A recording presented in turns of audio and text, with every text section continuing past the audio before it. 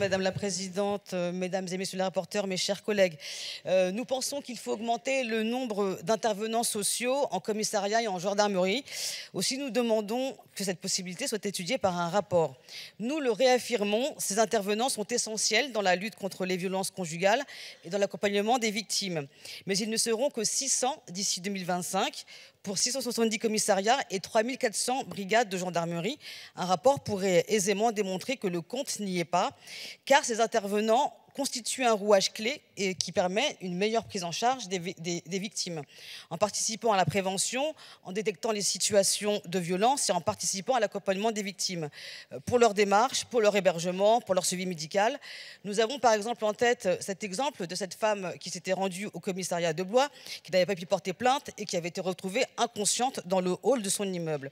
Nous le disons, les seuls agents de police et de gendarmerie ne suffisent pas. Ils ont besoin aussi d'être accompagnés par des professionnels.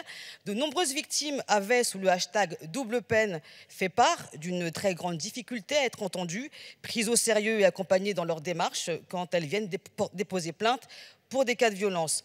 Tout cela témoigne malheureusement d'un besoin important d'intervenants dans nos commissariats et gendarmeries. L'idée, en fait, c'est de créer aussi une culture et une langue commune pour la prise en charge des plaintes. Les intervenants sociaux peuvent largement y contribuer.